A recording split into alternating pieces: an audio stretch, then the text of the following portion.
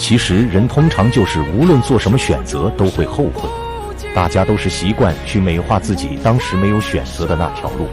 可是大家都心知肚明，就算时间重来一次，比当时的心智和阅历还会做出同样的选择，那么故事的结局还重要吗？幼稚的人听情话，成熟的人看细节。空口无凭的话很廉价，行动也远画饼更让人安心。这些道理我都懂，你以为是你聪明，可我的不离开，只是因为我接受不了自己看错人而已。